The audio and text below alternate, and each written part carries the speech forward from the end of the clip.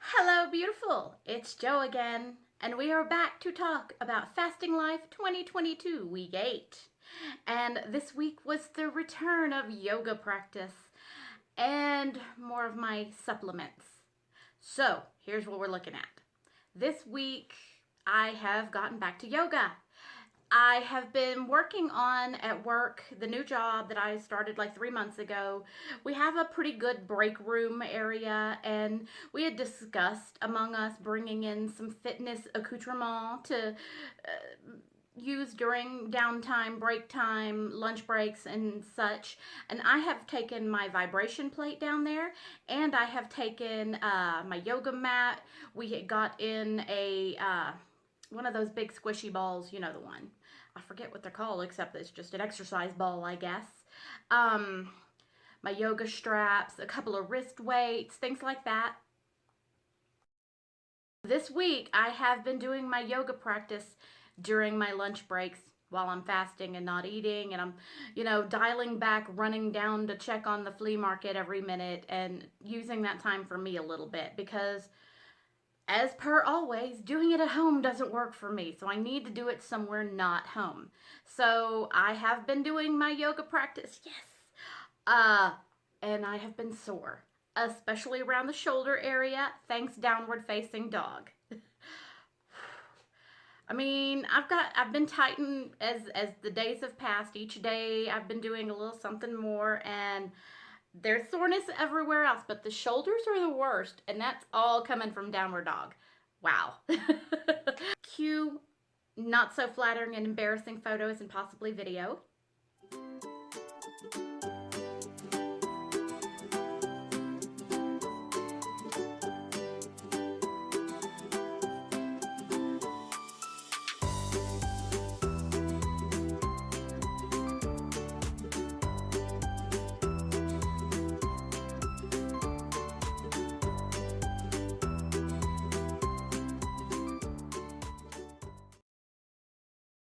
Evidence of the workout, yeah.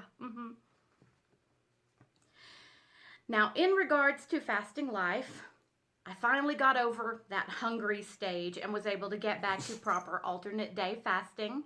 I even one day fasted a full 44 hours. It was well past, it was like 3 o'clock in the afternoon before I finally got hungry, and I had even gone so long I considered whether this should be a 2-day fast. But in the end, I finally did get hungry, and it was within a time frame I could work with. So I ate one of those P3 protein packs with like cashews, a little turkey, and some Colby Jack cheese, and I had a nice ripe avocado. I did have a little bit of a digestive distress because this had been a clean fast, which means that I was getting gut rest, but I also have to be careful going back onto food. And as I've been having the coffee more and more in the mornings with a little bit of the whipping cream and such, the digestive stress has been way less of a thing. So clean fast versus dirty fast, for me, the biggest difference comes down to the digestive gut rest and the results of coming out of gut rest versus cutting calories but not getting gut rest. Now, in addition to the return of yoga, I'm also like, wow, my knees. It sounds like somebody's like twisting a stick of celery because I have crappy knees. I've always had crappy knees. I mean, literally, I can bend up and down and my knees just grind and crunch and crack and click. And they have my whole life. Like since I was a child, this was a thing.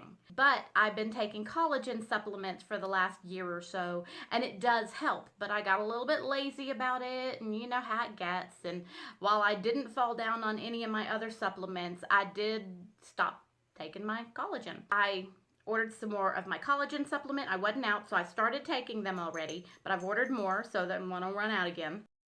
I also ordered a new magnesium supplement. Now this one's a little bit different from my usual. It's apparently got 3 different magnesium so they're very bioavailable, but also it's got zinc and D3 in it.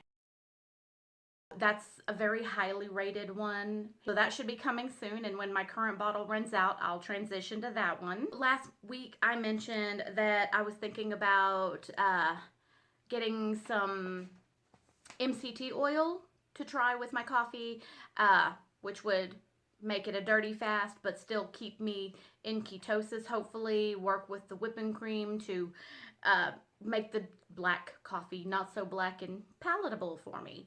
And a subscriber, Forgive and Love '09, specifically recommended the Bulletproof C8 Brain Octane.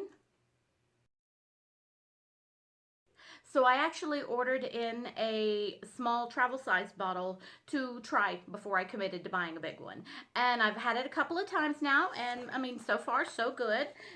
This is it right here. As I have my coffee. And yes, here's a picture. You can see the top.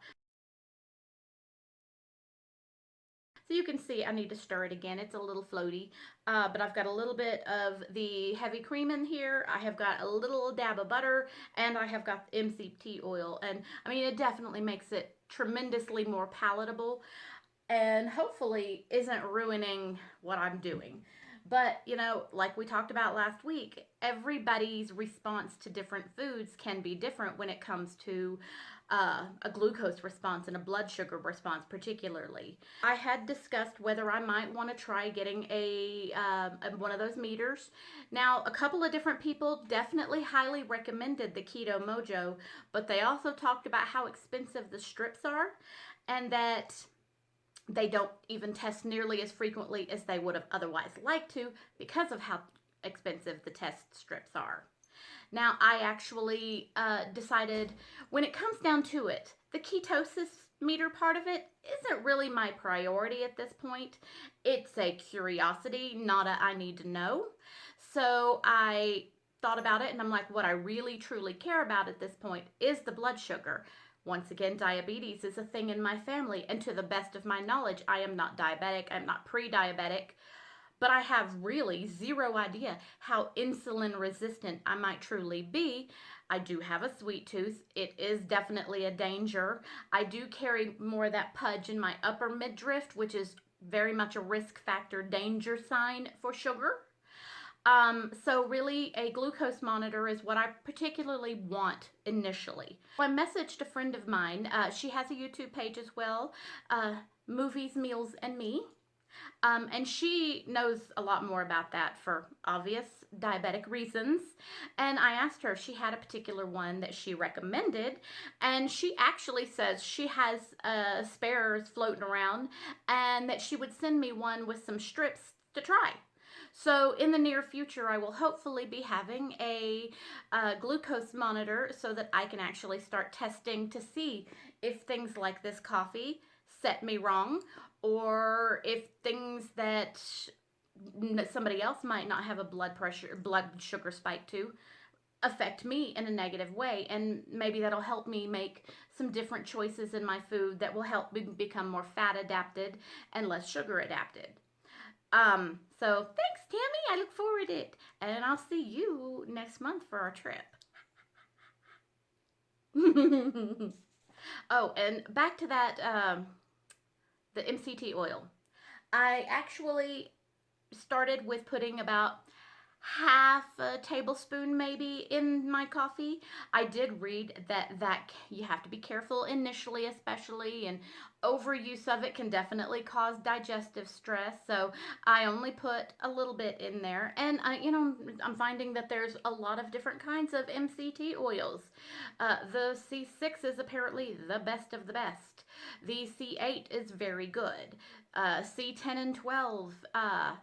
So caprylic acid is a thing, and there are variations of that.